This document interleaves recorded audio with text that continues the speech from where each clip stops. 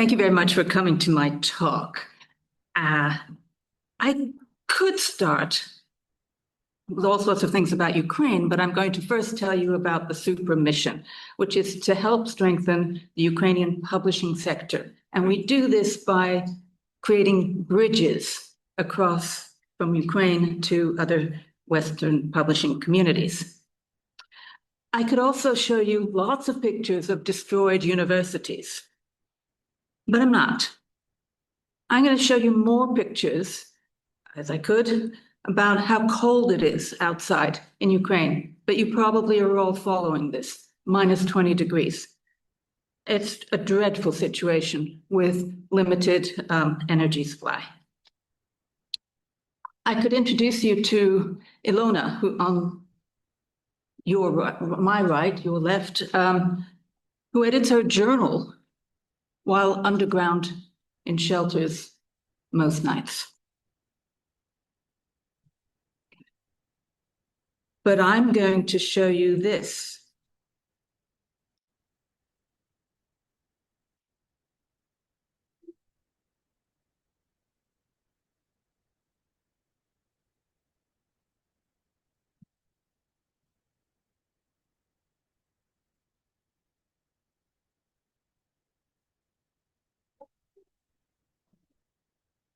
This is how Ukrainians stay strong and warm. They sing and they dance in the streets. That was sent to me by a friend a few weeks ago.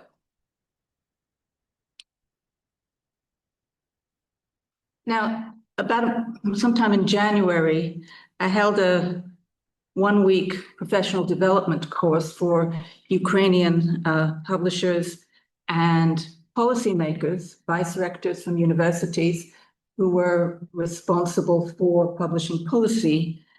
And they came to Oxford Brookes, to the Oxford International Center for Publishing and Journalism.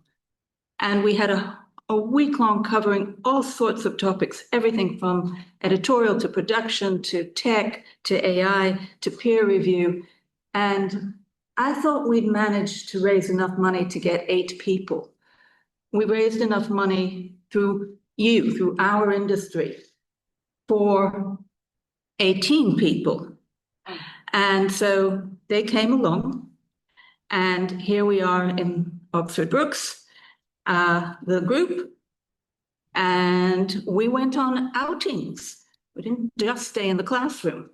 We went to OUP, we went to Princeton's Oxford office, we went to UCL Press in London, and we also went to Ingram's Lightning Source. Now, if you ever have a chance to go see their POD facility, go, take it up. And they hosted us magnificently, including cupcakes with blue and yellow icing. And at the end of the week, they all got a certificate for their course. There's a lady there that I will be talking about later, the circle around her. But there are facts and figures that are really very distressing. 1,443 buildings belonging to 177 scientific institutions have been damaged or destroyed since 2022. The total cost of restoring the public research infrastructure is estimated at 1.2 billion, and the restoration of university faculties alone will require that rather large figure. But it's also a contraction of human capital that we're seeing in science and scientific publishing, therefore. And here are the numbers. Lots of people working remotely, lots of people have emigrated, and the budgets have been halved. There are other figures which are interesting to note, which is that on certain rankings, Ukraine still is relatively competitive. And we do have much more information about what is happening. And I don't have time for all of that, but there's an article in this presentation. You look at the slides, which by all means have a look at. But I want to tell two very short stories.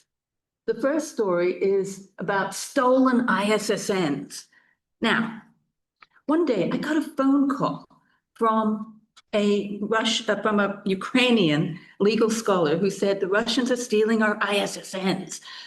And I said, what? How can ISSNs be stolen? Well, actually, they can.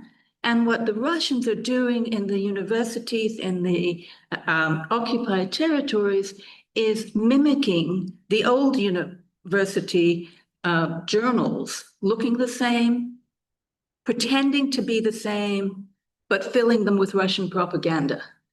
And as we all know, this creates terrible confusion because the original ones were continuing, even though dislocated, in other parts of Ukraine.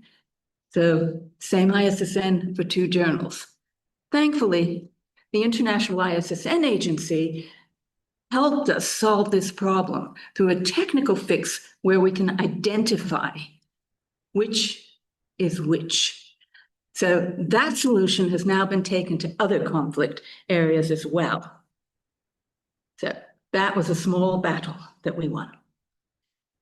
But I want to finish with Yana. Yana Suchikova. There she is getting her certificate.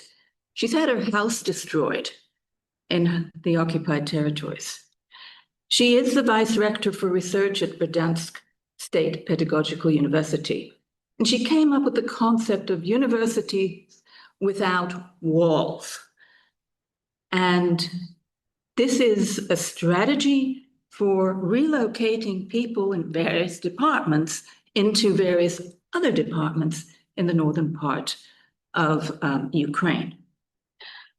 She is a researcher in materials science, and like many of them now, is working on drones.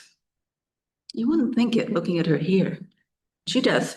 She's also the author of a taxonomy of delegation, which is all about how to frame a transparent approach to the use of AI by researchers. And you can read about that too. So I think I'm just about on time. So that's a whistle-stop tour. I've been to Ukraine a few times since the full-scale invasion. It's amazing what kind of resilience these people are showing.